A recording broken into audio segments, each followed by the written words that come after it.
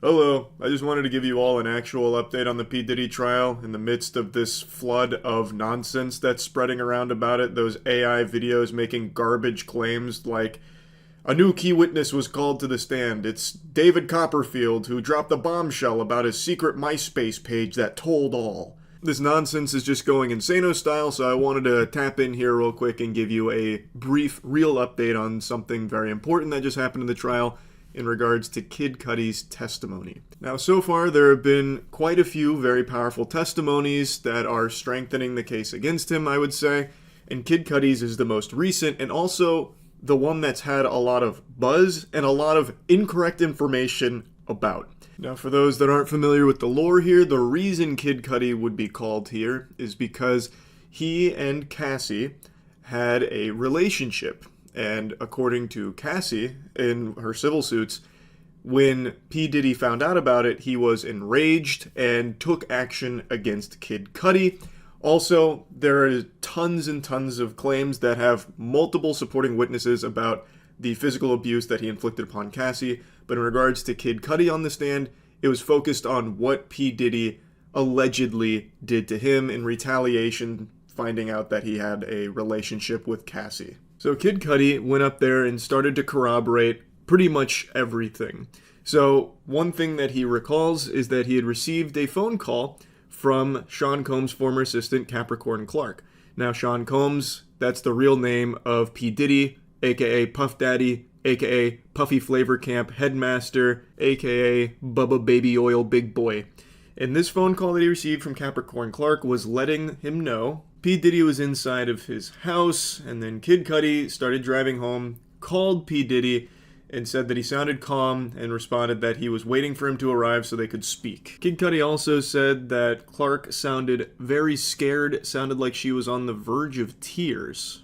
Kid Cudi said ultimately no one was inside, but his dog was locked in a bathroom, whereas he normally lets his dog roam around the house freely, and some of the gifts he received from Chanel had also been opened. That's why you're seeing headlines like this pop up, by the way, about P. Diddy breaking into his home and unwrapping his fucking Christmas presents.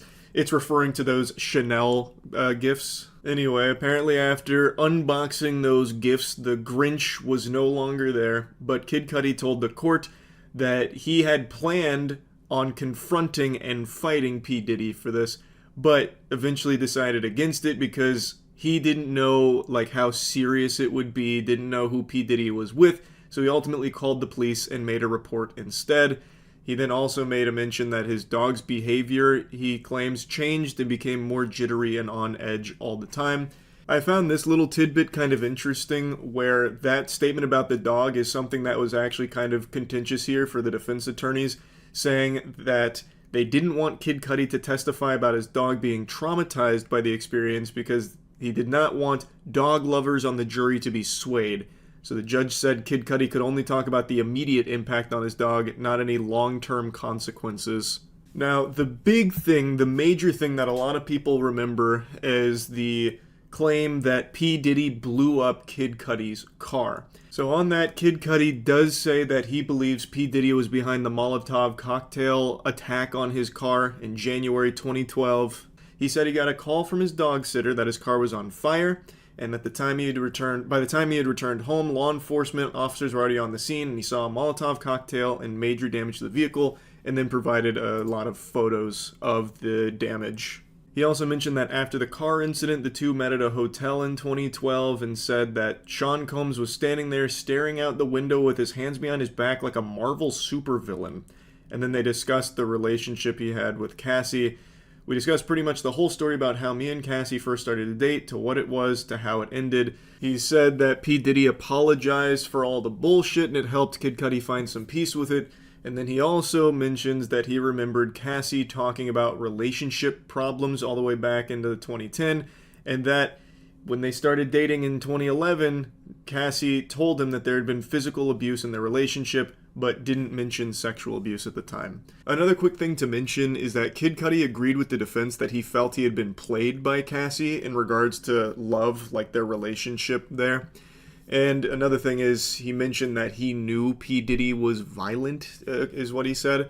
So overall, it was a really big testimony, and a lot of what came from this corroborated the claims from Cassie about a lot of these things. This is obviously a really huge testimony here, but it's far from the only one. A lot of the testimonies that we've been hearing have been very big, at least in my opinion. Even ones like this, which are here just to demonstrate a pattern of P. Diddy's conduct, I think are huge. So, hotel executive Frederick Zamore took this stand in order to talk about the internal notes that hotel staff kept regarding his behavior.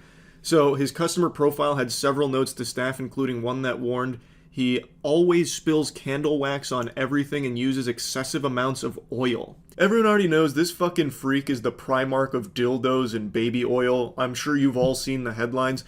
This hotel executive comes in here once again to solidify in court this pattern of conduct, like this behavior from him and how common and widespreading it is. Like, there have been a ton of big testimonies, but the reason I want to focus on Kid Cudi's is because his has become very controversial. Online, there was a big debate about him snitching and people calling him a rat. Young Thug had even made a tweet saying, like, damn, he's a rat, which I thought was fake. I thought that was a fake tweet. It was deleted shortly after he made it, but I was really shocked to see the response to Kid Cudi's testimony here. First of all, he was subpoenaed. Second of all, he's a fucking civilian. It's not like he's out there abiding by street code or anything. He is doing exactly what he should here, testifying against a monster. This is P. fucking Diddy. He has been called the Epstein of the music industry. The evidence against this guy and all of his crimes dates back decades of overwhelming evidence and degeneracy to some of the most abhorrent crimes you could think of for a guy like this. Like testifying against P. Diddy is something people should applaud.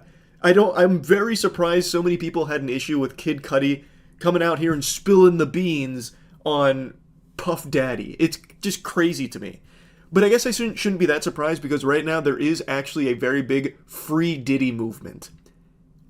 I shit you not. It is as pathetic as it sounds. There's a lot of people that, some of them have been paid. It has been proven that P. Diddy's associates have paid people to try and shill to, like, support his innocence, but there are some people that are so brain-rotted and poisoned mentally that they'll get mad at the people that are bringing this evidence forward. Evidence which, by the way, you yourself can look at. There is video footage that P. Diddy himself has also acknowledged. There is so much documented evidence for his crimes for years that you can easily get access to if you want. And it's just crazy to me that anyone's having a big hoopla and making a big stink about people coming forward corroborating that and talking about it here. Like, I think that's extremely important. I don't know why anyone would be trying to, like, vilify people that are doing their best to hold an absolute fucking villain, like an evil piece of shit like P. Diddy, finally hold them accountable to face justice. Now, of course, he is still going through the justice system. He is still going through the legal process, so he hasn't been found guilty or anything yet. But for people to come forward and just say things like, Free Diddy, he's done absolutely nothing wrong, Kid Cudi's a piece of shit for snitching, like, that is so unhinged. That lunacy is diabolical, really. So anyway, I wanted to give you, like, a little update to the P. Diddy trial and where it's at. There has been so much going on with it, but the Kid Cudi one, I think, is probably the biggest so far. Anyway, that's really about it. So yeah. A weirdo had a business where he treated his customers worse than TikTokers treat fast food employees, and a YouTuber named Louis Rossmann called him out for his bad behavior and horrible business practices, and as a result, this business owner, he got very upset, and he pulled up his britches and did what you should never do on the internet landscape. He filed fraudulent strikes against the channel that was calling him out. That is a big-time no-no right there. That's like the Walter White in the car screaming meme. Like, you never want to do that because it's always disastrous. And Rossmann is a big channel. I'm sure a lot of you are familiar with his work. And in poking this bear, it led Louis Rossmann on his own investigation, following trails of breadcrumbs and eventually compiling court documents and credible sources. And he alleges that this business owner is most likely this man with a criminal history, a very serious criminal history. Like, it's not Weenie Hut Jr. at all. It's not like he smoked the devil's lettuce one time, caught with weed. The charges that this individual faced were child sex offenses, and as a result, it has led to him and his business being completely gadooshed. I highly recommend watching Louis Rossmann's full video on this. I just want to go over bits and pieces of it because it is fucking nuts.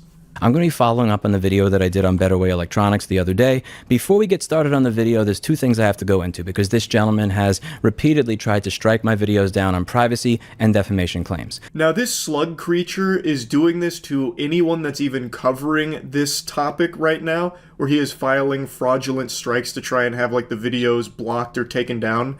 But YouTube themselves is seeming to step in and put the kibosh on that because it is just complete baloney. It's just absolute malarkey. So it's not going through, but this guy is actively doing the best he can to try and scrub this and censor it.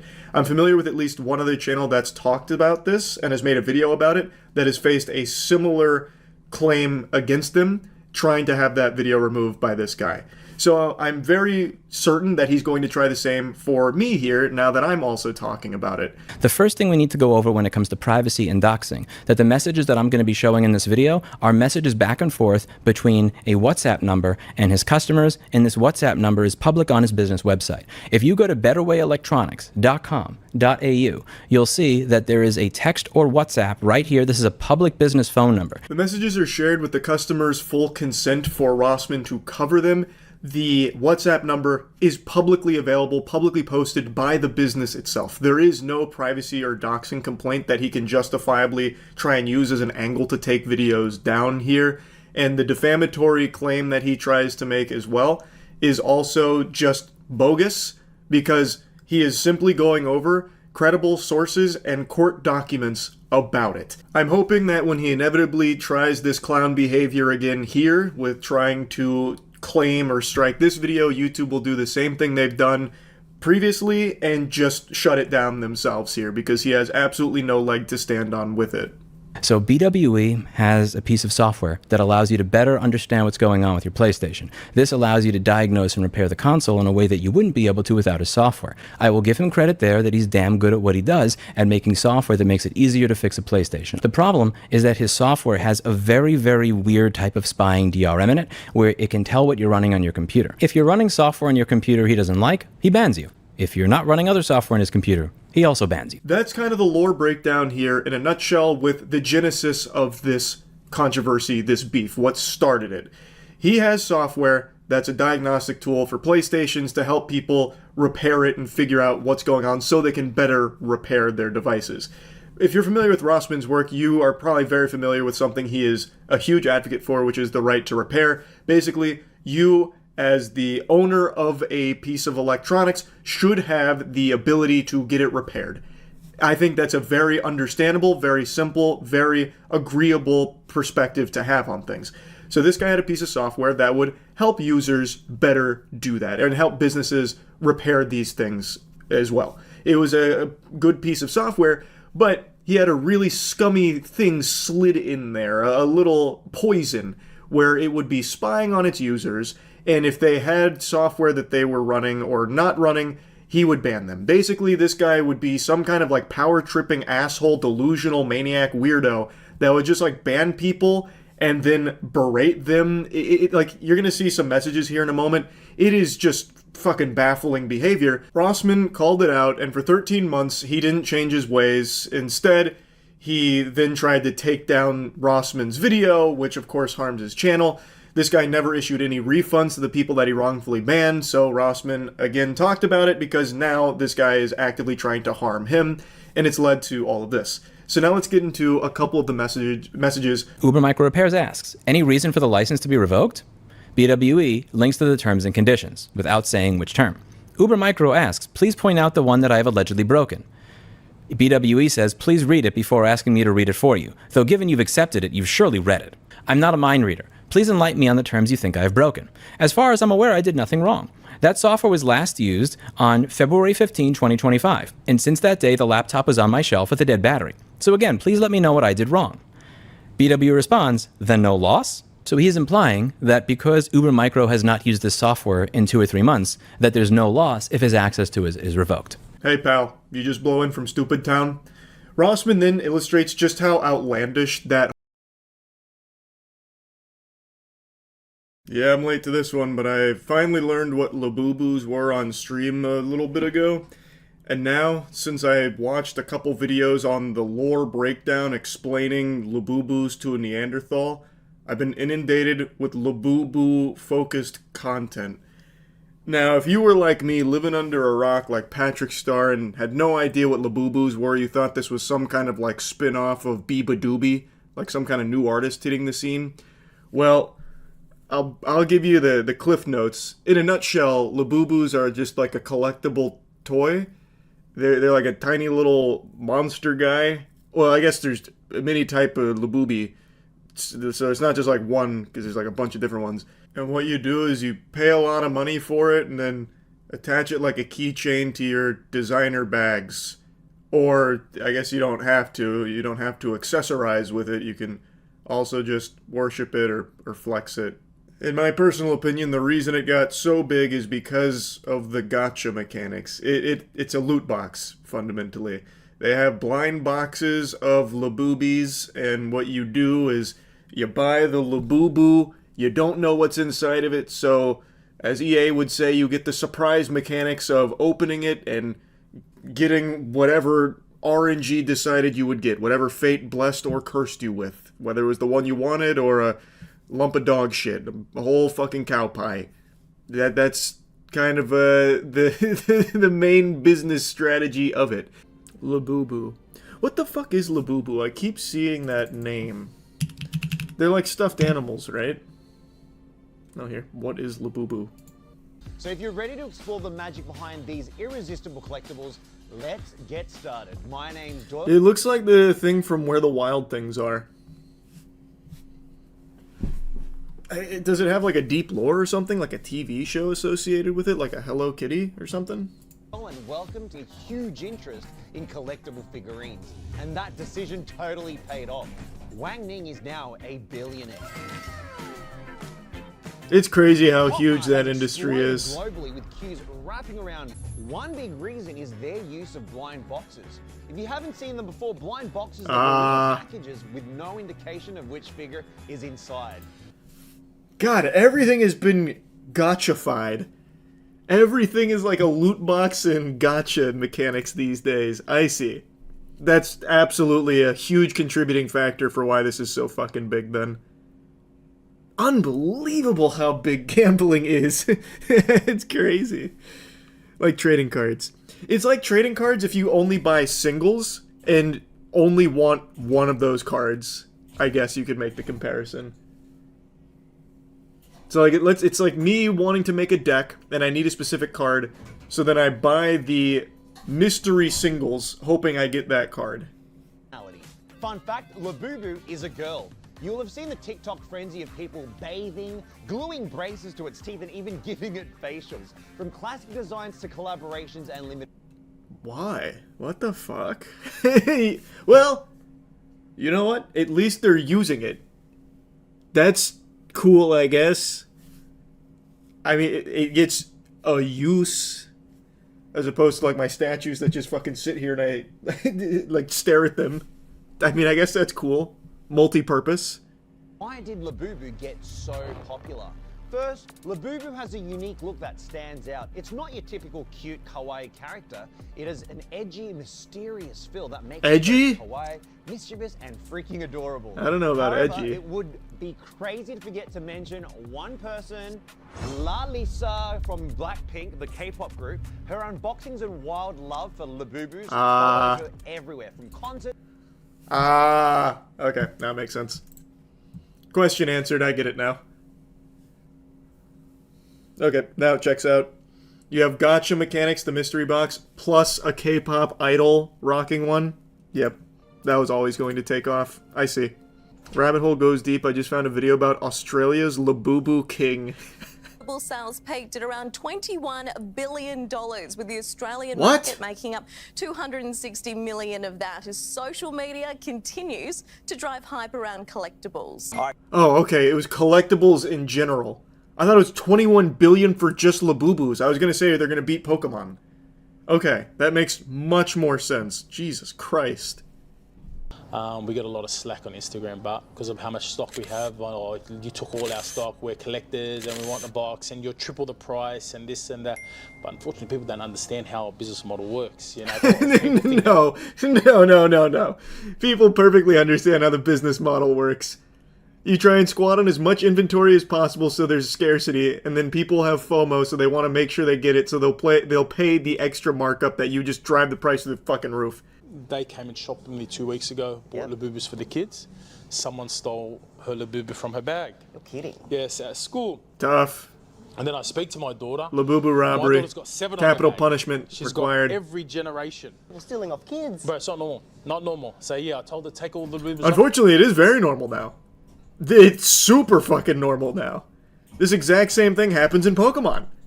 People literally fighting each other over Pokemon restocks at GameStop and Costco and Best Buy. I didn't know it was also happening for Labubu. This is news to me. So I think it's pretty clear. We have tons and tons of evidence to support that the number one strategy you can use for making a business successful, like the DNA that you're going to want to splice into your product, is gambling. Gambling is the chemical X to the Powerpuff Girls recipe here. That is how you find explosive growth. By adding gambling, it took Labubu's from just like a normal collectible toy to the thing. It's a pattern repeated in every industry. Like right now, the most profitable games are gacha games. Gacha mechanics, they're the new hotness. And adding like mystery elements and gambling to all kinds of products has been a tried and true formula for a long time. I don't need to give you the countless examples there. I'm sure you can think of about 1,000 off the top of your head. But now it's being introduced into collectible toys like Labubu's, and it has worked extremely well. So well, in fact, that just like the Pokemon craze we're experiencing, people are fighting over it, getting into big brawls, piling up corpses to get their grubby paws on some Labubu. Oh my days. All for Labubus. No shit, it's for Labubus. Is there a better cause to die for? This is like the most noble thing to sacrifice your life for. Your country and Labubus. That's it, really. And it is far from the only brawl I've seen. It's pretty interesting. And it's gotten so bad that now people are giving like warnings to other people that might be trying to get their hands on some because apparently it's just kind of dangerous now. There was even a fight, like an actual fight. What the fuck? Would not recommend. Literally, there's people in balaclavas running to the front, apparently, like, just surrounded the workers to grab all the tickets.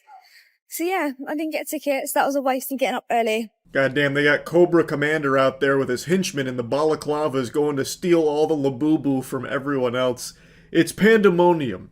Labubu are huge right now. I don't know how long this obsession will last, or like this fixation on Labubu. I think by adding so much like gambling to it, it probably has more staying power, especially in this age of social media where people just continue to endlessly fuel hype around things like this. I feel like it probably will go for quite a while with people just trying to like flex their Labubu and do like blind box openings and shit for it.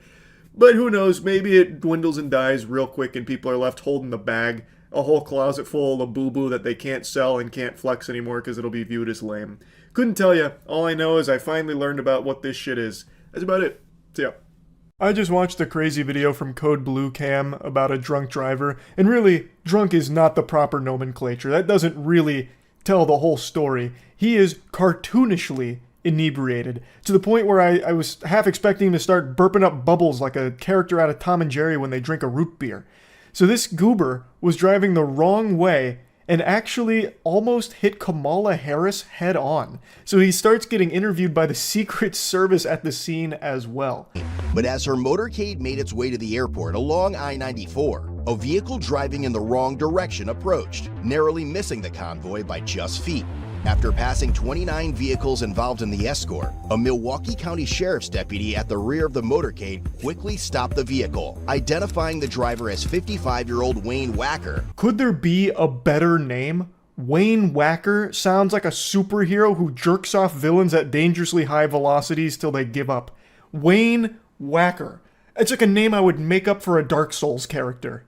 An open Miller Lite beer can was clearly visible in the center console. They should have slapped an additional charge on this DUI for his beer of choice being a Miller Lite. I've been saying it for like 8 years now. Miller Lite is the actual worst piss water ever made. Full stop. I can't stand that. If you serve me Miller Lite, I'm leaving. Like, that's a sure, like, you would get me out of an establishment faster by handing me a Miller Lite than you would by telling me it was on fire. You guys ID and everything? I didn't get anything. Are you got your ID on you, sir? What? You got your ID on you? Yeah. Okay, I'm gonna need that. Is it in here? Your ID's in here? I don't think so. Where are you coming from tonight, my boss? You don't know? Clearly too little too much to drink, even with your Miller Lite here, huh? Doesn't matter. It sure does. This man is so lost, truly discombobulated, acting like Robin Williams when he popped out of Jumanji for the first time, wondering what year it is. He is in a trance. He is so drunk he doesn't know what's happening. When the officer picked up the Miller Lite and took it away from Wayne Wacker, I thought he was gonna jump at him like a Five Nights at Freddy's jump scare to get it back. Like, he looked upset that the Miller Lite was moving out of arm's reach. Why do you keep pointing at that? I didn't need your ID. I don't care what's in there. Oh, no, still not it. They get caught in this cutscene here with Wayne having a whack attack. Like, he doesn't know where the ID is, so instead he just, like, slowly moves around like one of the tree imps in Lord of the Rings and, like, just cannot, like, grasp what's going on. He's in a totally different dimension. Hop on out now. Hop on out of the car. Hop out of the car. We'll talk with my partner. No, let's get him out first. Let's get him out. That's fine. So unbuckle your seatbelt, sir. They eventually just decided to skip this cutscene because Wayne was making no progress locating that ID. We'd probably find Atlantis before Mr. Wacker would stumble across his ID. Down south? Down south? You know you could have killed somebody, right? You're going the wrong way in traffic, man. A very busy highway here. You understand that? Yes. Okay. How much have you had to drink today? Couple beers. Couple beers? How long ago? For this wrong way, I had to start a new car over there. Tonight. Tonight? Okay. What's your name, man? Wayne. Wayne? Wayne what? Whacker. Whacker. It's a very serious situation. I've made this clear many times over the years. I have literally zero respect for drunk drivers. But even in a situation like this, hearing someone say that their name is Wayne Wacker, I don't know if I'd be able to stop myself from laughing. Like, I don't know how I wouldn't giggle at that name. U.S. Secret Service agents responded to the traffic stop to speak with Wayne. Where were you? Like, where were you headed from? Do you remember? Yeah. Where were you coming from? Down a gay bar down in... A gay bar downtown, or like where? Yeah. Now we're getting a little exposition here and some background on the character. They're starting to flesh out the lore of Wayne Wacker. So they lean him against that median because couldn't really stand super well. So they have him leaning there and he just starts like posting up, fucking taking a chill pill. Like he's about to overdose on chill pills while he's intoxicated. So he's just leaning against there and they're just asking him some like basic questions like, do you remember where you're coming from? And he said that he's coming from a gay bar downtown. Was it in the center council or where was it at? It's there. It's there? Okay. Out of traffic in the Borwood State Patrol. Sir, Secret Service. Got me. See a motorcade go by? What? See a bunch of cars go by when they're going the wrong way? No. You didn't see that? I have looked by to take that. Wayne is gripping that like it's a roller coaster ride. He is holding on for dear life there. So the Secret Service comes over to get some answers to some questions to see if this guy was like trying to perform an assassination attempt here. And Wayne, he doesn't even know what's going on. Going the wrong way, doesn't see any of the 29 cars that passed him. He doesn't know what is happening. He is so fucking drunk. In the way that he speaks, it sounds like he's got like peanut butter in his mouth. Like it sounds like he is actually talking in a dream. Like, you know, like when you're in a dream and everything feels like really slow and like odd, like especially throwing a punch. Like that is how he is talking. Where are you coming from? Car? Home? Alright. How much did you have to drink? 2 beers. Take a suspicious 979 South 60. Any idea that Kamala Harris is in town? Well, I guess I did. Is that the reason you're going the wrong way on the highway? No. Why are we going the wrong way on the highway? Because you're drunk? What? Drunk. He admits to being drunk, yet he still says he only drank 2 beers. Usually that whole "I've only had 2 drinks" line from drunk drivers is a tactic employed by those that are trying to convince the others that they're not drunk. Wayne is just like, "I'm drunk. Drunk." Speaking like a caveman with like one word. Drunk. I don't even really see the point of why he's lying about how much alcohol he's consumed. Or maybe he's just a super lightweight somehow and he really did only have 2 beers and he ended up that fucking hammered. Though I find that pretty unlikely. Do you remember what entrance you came up on? What? Do you know what entrance ramp you came up on? No. You don't remember any of that? There's no idea other than his yes employee. What?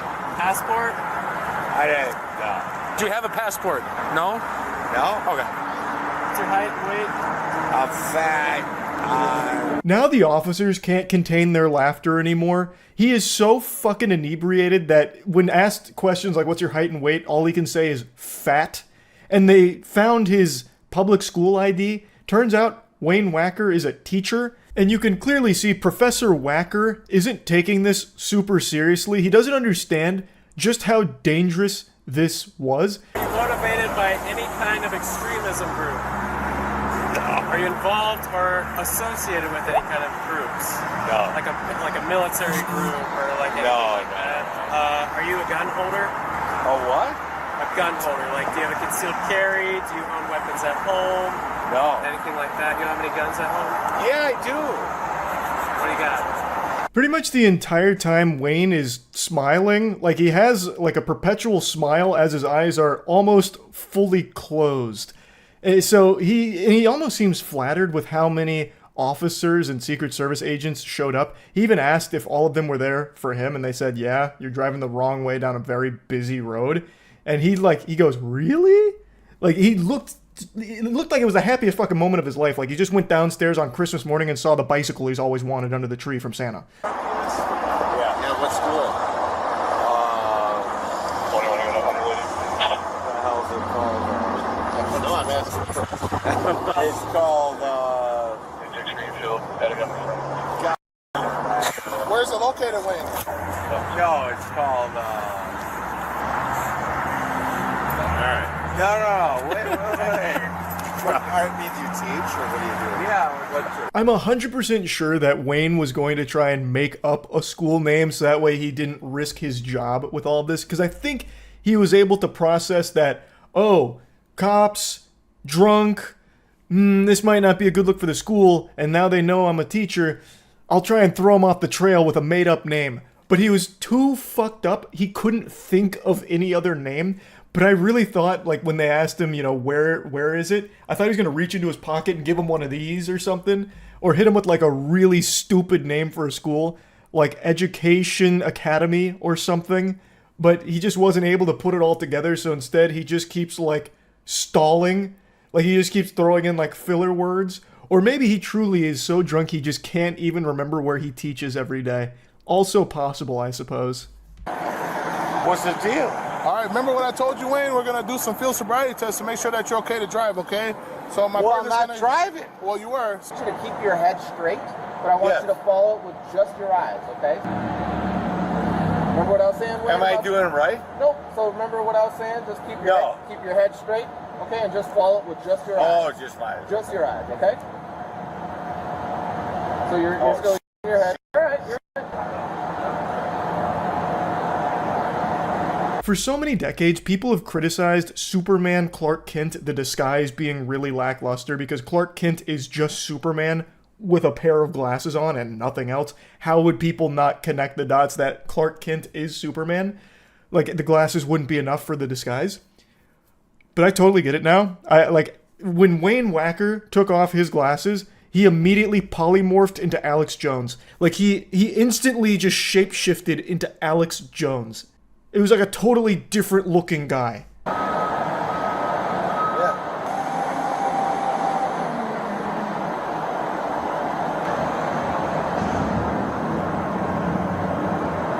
His Fucking facial expressions remind me of Super Mario 64 when you start up the game and you can take the little hand and move his nose around and move his mouth around and everything and shake his head around. That is what Wayne Wacker is doing here for the Follow the Light field sobriety test. 2, 3, 4, 5, 6, 7, 8. 1, 2, 3, 4, 5, 6, 7. Okay, you all done, Wayne? Yeah. All right. One more test for you. Okay. As graceful as a ballerina and as elegant as a butterfly. Wayne, you've outdone yourself with that one.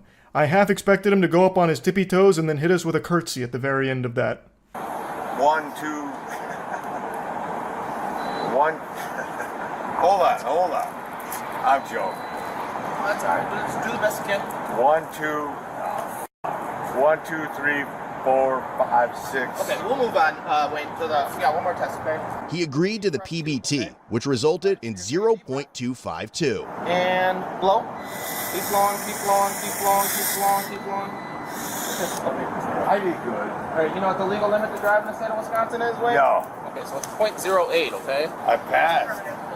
All right, so you're at a 0.252, okay? So that's more than 3 times the legal limit. Wayne, you're going to be placed on arrest for OWI tonight, okay? I can't believe it turned out he was actually drunk.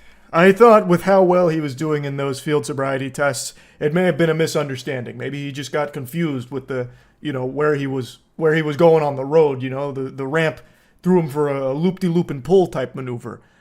But I guess he was actually intoxicated. I'm as stunned as you are.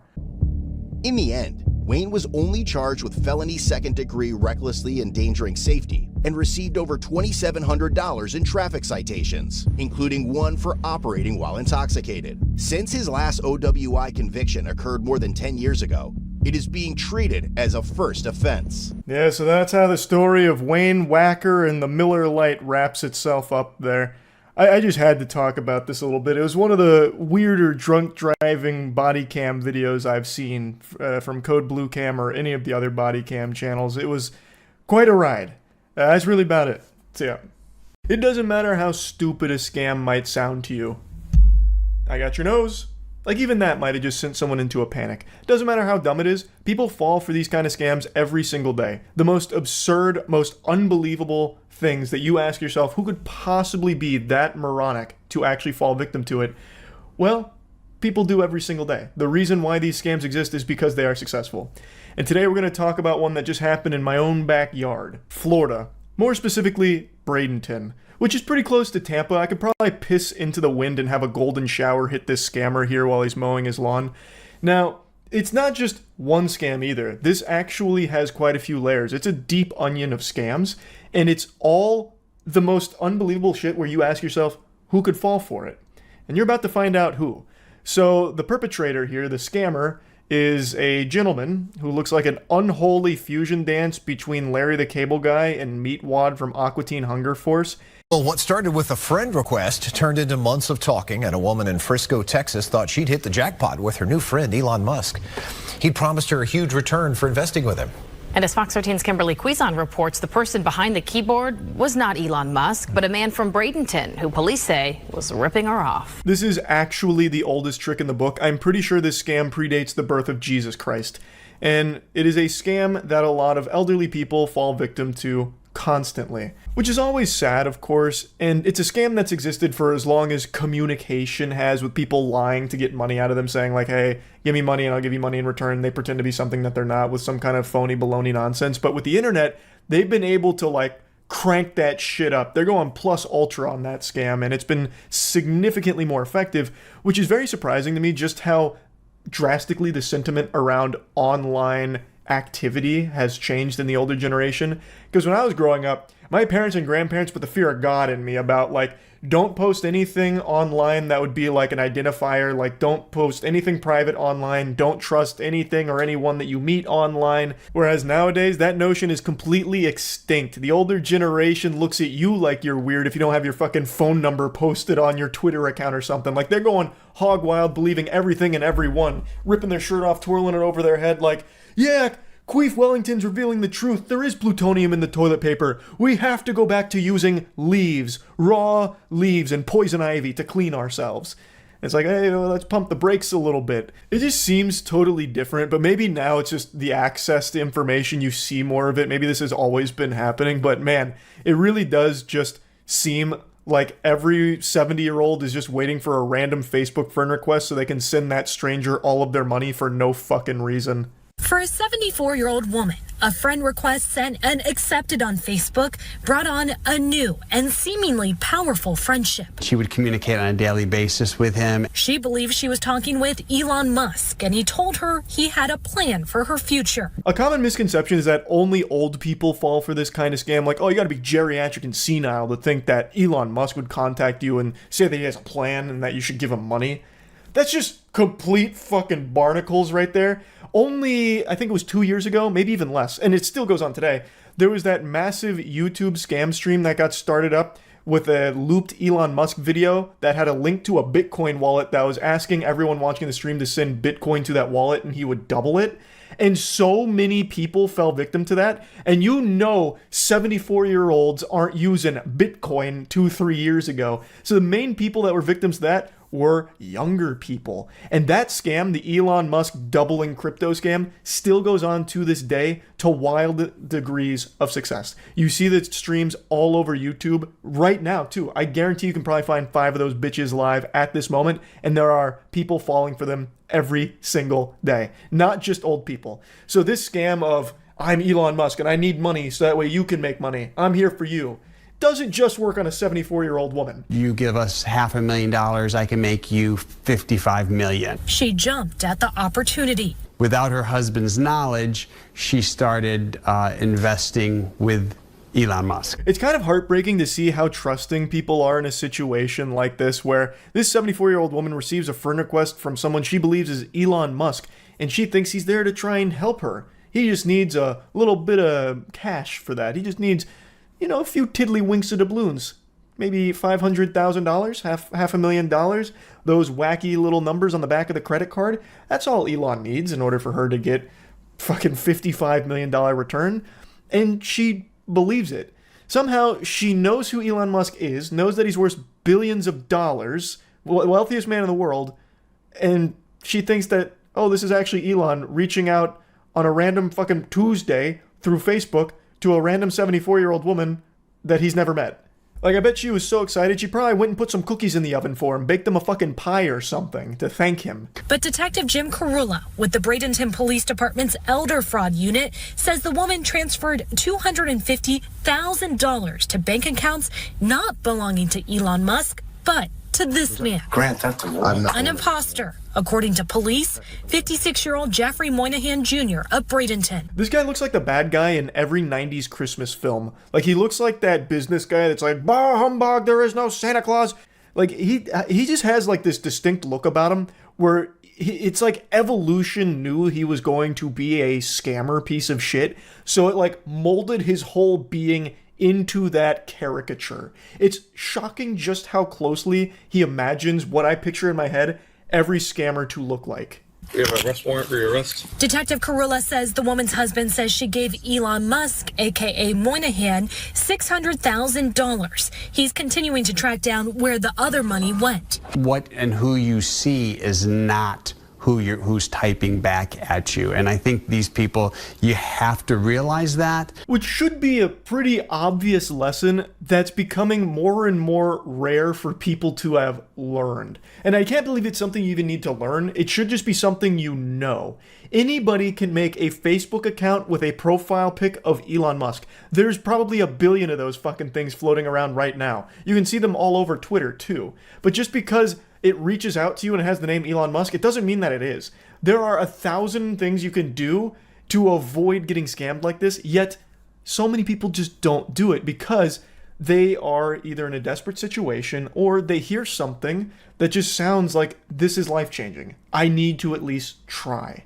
So then they fall victim to a scam like this. And in this case, she was so trusting, and what Elon Musk was saying was so good that she went behind her husband's back and sent 600,000 clams to a random Facebook account. But here's where things take a turn. It appears Moynihan may have been the target of a romance scam as well. Mr. Moynihan stating that his girlfriend is the mastermind behind it and that he had no involvement. He is stating he's never actually even met his girlfriend. Bang! I bet you didn't expect that. So the scammer who was pulling off the impersonation Elon Musk Dublin money RuneScape scam is actually, potentially, the victim of a romance scam himself.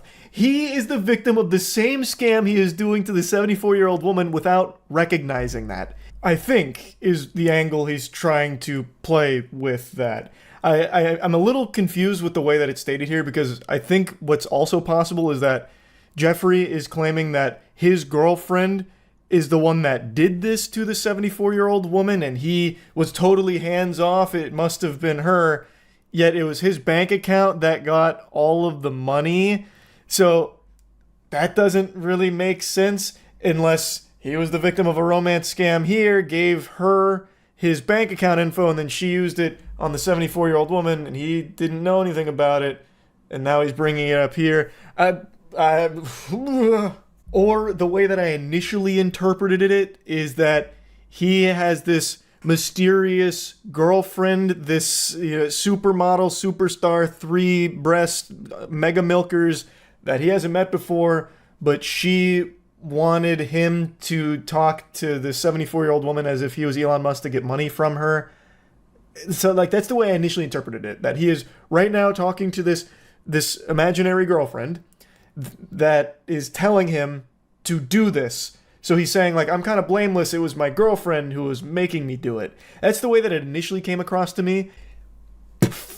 Mind-boggling. Romance scams are becoming increasingly common as well, where somebody pretends to be, this hot, big-tittied goth chick that wants your meat, but she can't quite get out to you because she's in, like, a bad financial spot. So you got to be sending her money so that way she can eventually come be with you, be your wife, because she loves you.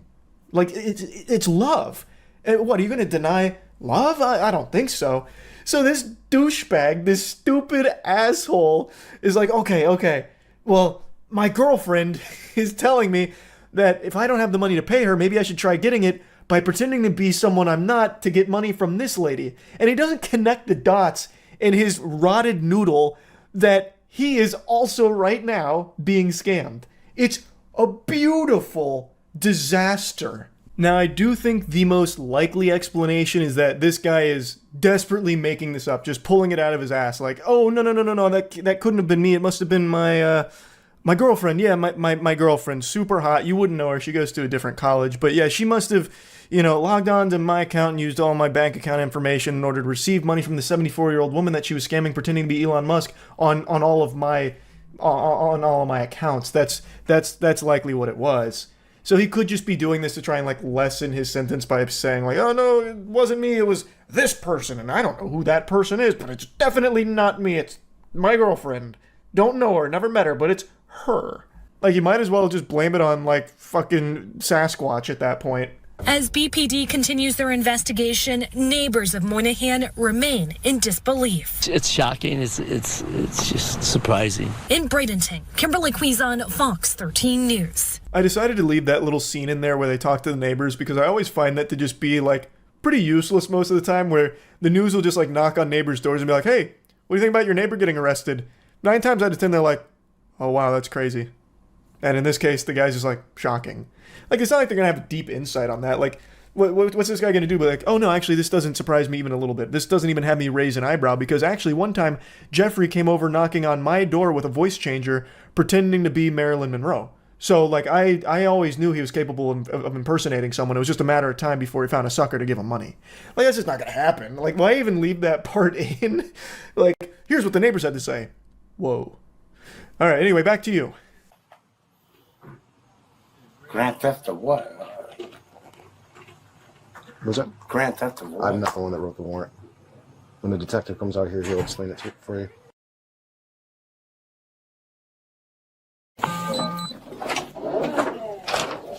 Just wanted to show you a wee bit more of the body cam footage here, where he plays dumb. I mean, he is dumb, but like where he pretends he doesn't know why they'd be there.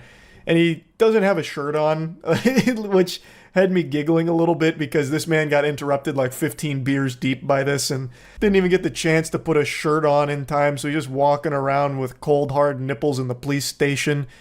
And anyway, hopefully the victim gets her money back from this. Hopefully they're able to track all that down and give her money back. That's really about it. So yeah. Yeah, I'm sure you've noticed I'm wearing the same outfit, same clothes, because it's been over 24 hours since my last shower. I've been busy. What are you going to do about it? Call the stink police? Get the odor officers out here? I'll shower here shortly.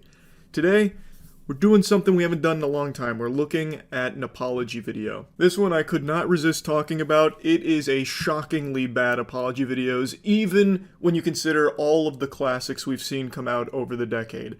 It's a TikTok creator named Michael Duvall.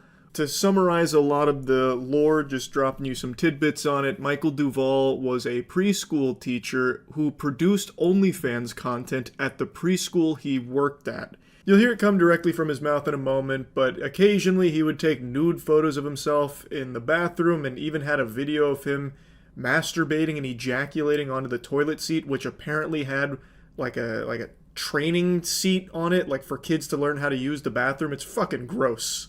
I guess let's just start from the very beginning. In 2020 is when I made my OnlyFans. 21 about is when I met my ex-fiance and we got engaged in 2022 and we also broke up in 2022. But I would say that this whole OnlyFans story starts from when we were still together. He spends the first like 3 minutes here talking about his previous relationship and how it kind of got him back into doing OnlyFans content. He said it was a bad relationship, a lot of bad things happened, felt like he was being forced to do things on OnlyFans. Eventually the relationship ends, and then all of this stuff with the preschool happens. So to me, it really feels like it's kind of not relevant to the matter at hand here, how you got back into the OnlyFans content, when what's actually being discussed here with the preschool stuff was choices you made by yourself way after that horrible relationship ended. So it feels to me kind of like he's mentioning this past relationship as a way of like kind of subtly pushing the blame onto his ex for how things got to where they were. It just doesn't seem like it was a good opener here for something that's supposed to be about taking accountability, because it feels like he's immediately like avoiding it. Like it really does seem like he's just serving up a yappy meal and we don't even get a cool Minecraft Steve toy with it. Now, growing up how I did, it's no shock that I was really excited seeing all this money that was coming in. And so I tried really hard. I posted hundreds, if not thousands of times a day in so many Reddit pages, on my OnlyFans, on my Twitter, just stuff like that. And as you know, I was working as a preschool teacher, technically pre-K, pre-kindergarten. And so I had a lot of free time at work where I would post on those apps. Posting thousands of times per day is unhinged. Not even those rage bait Twitter accounts that drool on that platform day and night trying to engagement farm for $15 at the end of the week get that many posts per day. That is a crazy amount, especially while at work. How would you possibly, as a pre-kindergarten teacher, think that it's appropriate to just be posting all day on these platforms, and for that kind of content too? That's a fucking disgusting thought process where you'd go from like, all right, kids, nap time, go to sleep. All right, perfect. Now I can make my 300th post a day about spreading my chocolate starfish on this Reddit page, and then I've got to check my OnlyFans to see if anyone's requested me to do a little sounding. Like, that is lunacy. He mentions that he had a ton of free time at work here. I can't imagine there was that much free time to make hundreds, if not thousands, of posts on these platforms. Like, when were you ever even doing your job of teaching pre-kindergarten? I did go to the bathroom a few times and snap a nude. A lot of the reason why I did that was because I was getting paid by people, and now when I said that, people thought I was getting paid by like I don't know if you could say this word, PDF files, you know what I'm trying to say. People thought I was catering to them, and now with some of those Reddit groups I was in, I should not have been in. They were definitely like dad, son, trans girls. I got kicked out of a lot of groups for like not even fitting the criteria, and it was definitely weird. But when you're in sex work, I don't know. I was just too blinded by the money that was coming in. I know that's no excuse. Here comes the cold water. It was pedophiles that were paying you to do those things. He keeps denying that, saying that it was, just people wanting to see him do it. It had nothing to do with the location or anything like that. But here comes the truth like a fucking boxing glove out of a wall, the sake in the jaw. That is exactly who it was, and a lot of people were no doubt paying him because it was in a preschool and shit. He took photos in the fucking preschool classroom he taught at, too. They weren't bare butt cheek photos and nudes or anything, but he would take photos in his actual preschool classroom with his ass sticking out towards the camera.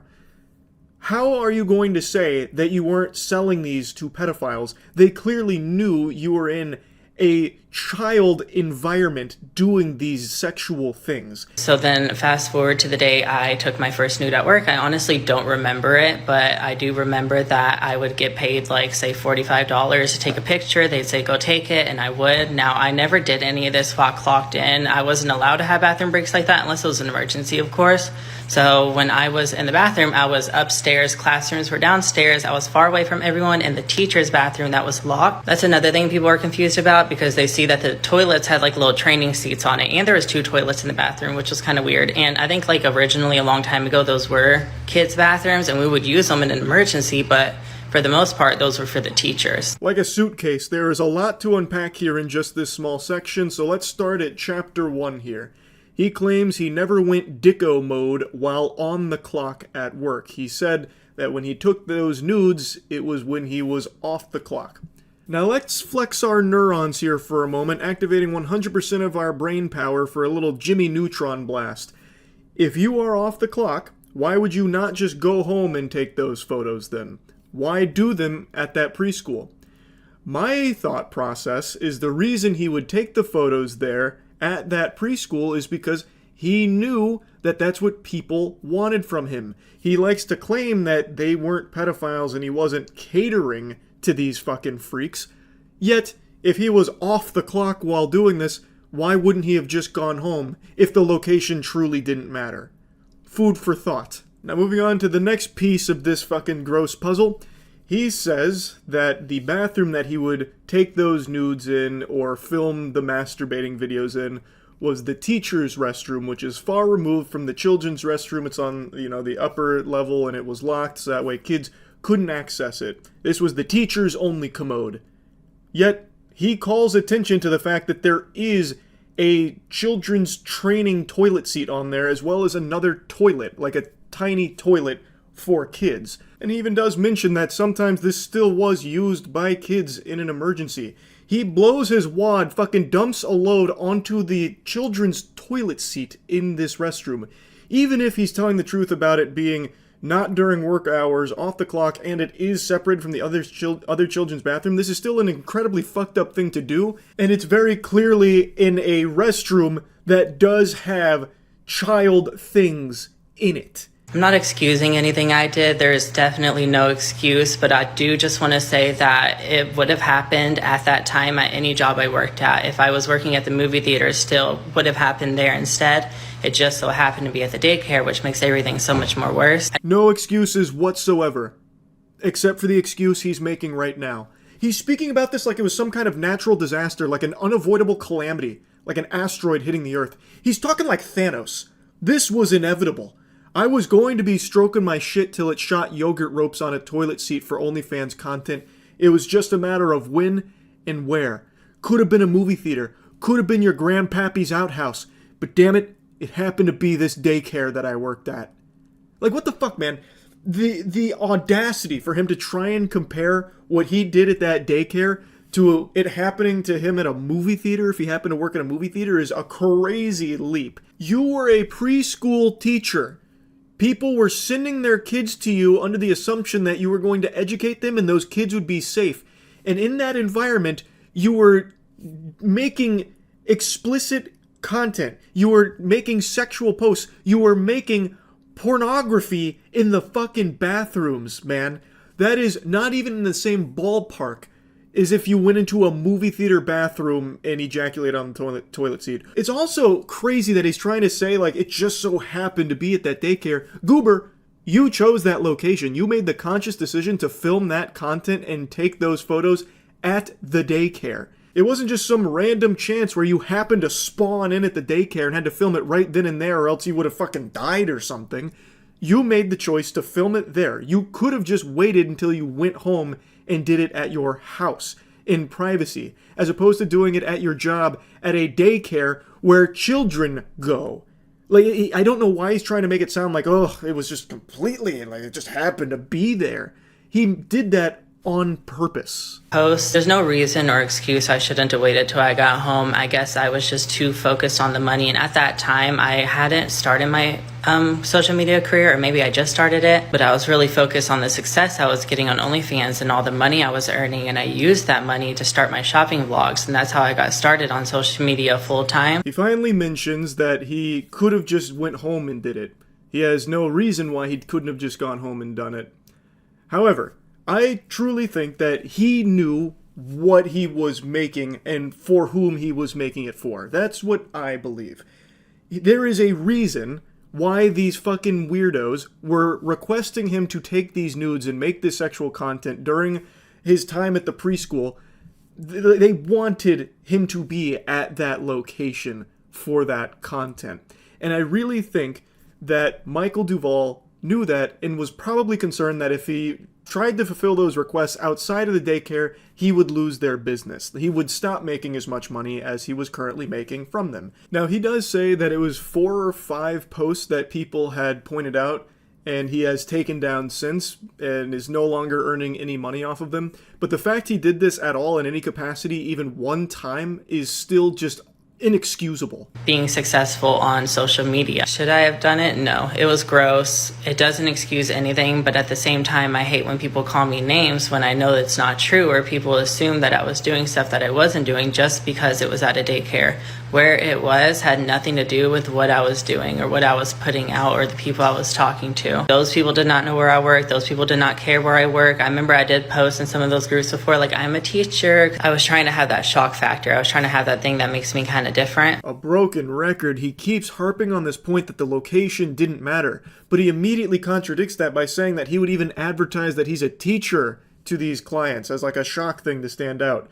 So wouldn't you think that since you have said you are a teacher and they are requesting and paying you to take these photos, that the location does matter? It's not like these people saw you were a teacher and then started paying you to take photos building a rocket ship with assless chaps on. They were asking you to take these photos at the daycare. Like, I really think it should be pretty clear that the location did matter to them. At least, that's what I think. I think that's pretty obvious. That's my opinion on it. I don't know why he's trying to deny that the location was, like, a selling point to these people when he is actively saying that he would tell them that he is a teacher. And I know my full story, I know the truth, but that does not excuse what I did at the preschool, and that does not excuse... I also have racist tweets, which I know if I address this, people will bring that up. Now, this is where his apology takes a crazy turn I haven't seen before. He is breaking new ground, a pioneer in the apology meta. While addressing the current subject, he then gives something else here that nobody was talking about until he brought it up. In the middle of this discussion, he then says, oh, also I have racist tweets. I have racist tweets as well. And it's like, whoa, wait, where did that come from? Tweets from like 2014 where I said the most insane things. I said things about animals I shouldn't have said, like abusive, not sexual. And I said things about people, groups of people, black people, Asian people. I was very much unhinged and kind of wild as a kid, and I don't want to use the house I lived in as an excuse. There really is no excuse. This tiny little section here comes in like a surprise post-credits scene. I don't know where this came from, out of nowhere. He just brings this shit in out of left field about his racist tweets in the past. And like some things he said about animals in the past. Very odd. I was also doing a lot of drugs, and I know I said I didn't want to bring up any excuses, but that's just partially why I don't really remember everything. And so seeing it come to light, it's almost like me seeing it for the first time because I've completely shut it out of my mind, blocked it out. What?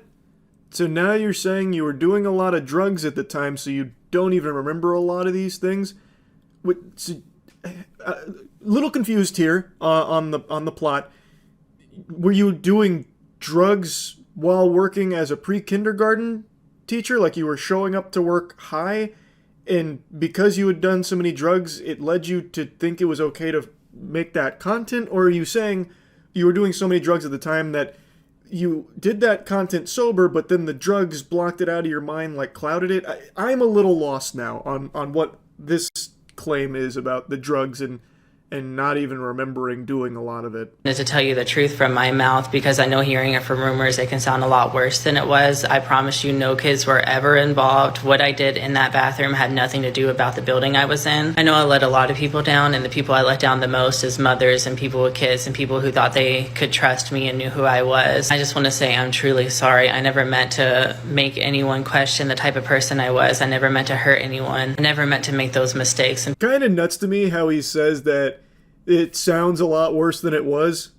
Buddy, it was that bad. Like, even all the things that he shed some light on only served to confirm everything that had come out about it. Like, he doesn't really, you know, offer any kind of other explanation that makes it not as bad as people thought. It really is just as bad as people thought. The rest of the video, though, is spent with him saying that he's sorry to mothers and people that he let down with all of this, and he does keep mentioning that the building didn't matter, which, again, he contradicted himself earlier when he said that he advertised himself as like a teacher to these people. So I think it did matter. Like, they were requesting that. Like, I think it very much did matter. He doesn't want to admit it here, but I really do believe that he knew that it mattered. Anyway, though, the apology itself is still just not very good. It is a very interesting strategy to also throw in like the racist tweets out of nowhere that he decided to mention on his own accord. And even though he said multiple times that he's not making any excuses, he does then immediately try and make excuses throughout the apology. Overall, not the strongest apology. That's about it. Hey, I'm in the lab again. So I was looking at like the catastrophic collapse of huge stock market players, and Tesla's down 32%. So obviously there's a lot of things that factor into a free fall like that. I don't know them. I also don't know if it's worth buying the dip, but I don't know why you'd even ask me that. I'm just shitting. Get the fuck out of here.